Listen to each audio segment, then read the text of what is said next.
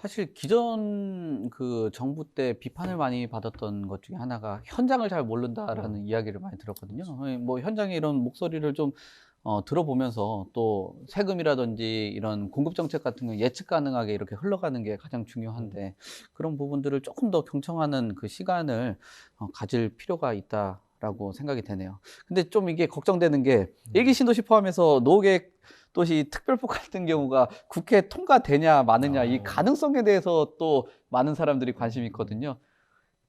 뭐 어떻게 가능해 보입니까?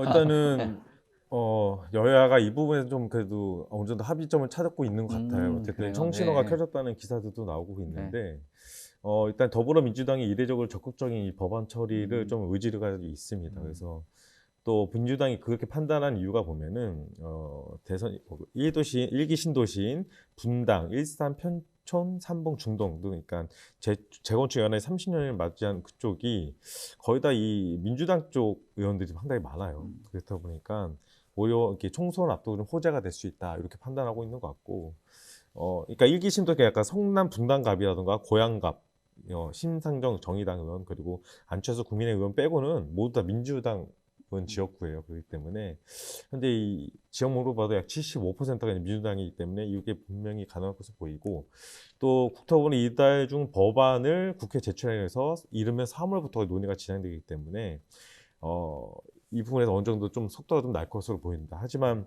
또 일각에서 이런 말도 있어요. 그러니까 고금리, 고물가를 허덕이는 상황에서 이제 실효성이 좀 대책이 나와야 되는데, 그냥 너무 이쪽으로만 쏠리는 것이 아니라 일단 아까 회장님께서 말씀하신 대로 현장 목소리를 좀 충분히 듣고선 이 법안이 좀 나와야 되고, 그다음 대책이 좀 나와야 되면서 특히 컨트롤 타워가 상당히 중요할 것 같습니다. 네.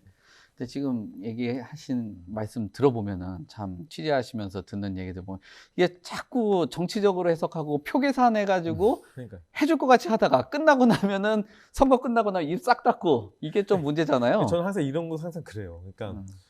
의원들이, 그러니까 현장 목소리 들으면 지역구 의원들이 현장 목소리 더 들어야 되잖아요.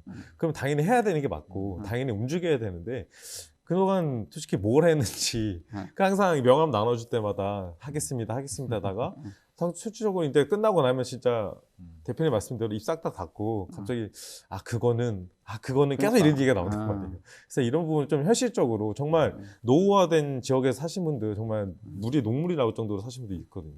취재하다 보면. 그런데 개발을 해야 되는 거 본인도 알고 있으면서 이걸 왜 자꾸 정당적으로 하는지도 저도 참 아이러니합니다. 이게 신뢰가 안 잡히면 뽑아주면 안 돼, 이거.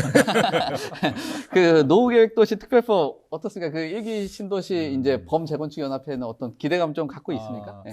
가능할 거로 보시는지. 예측하기는 어렵습니다만은 이건 사실 뭐 여야의 문제가 아니고, 그러니까요. 네. 이거는 뭐 국민들, 그다음에 주민들, 시민들의 다 몫이기 때문에 저는 뭐 반드시 통과되리라 보고 있고, 뭐 앞서 우리 기자님 말씀하신 것처럼 선거도 남아 있는 상황이고요.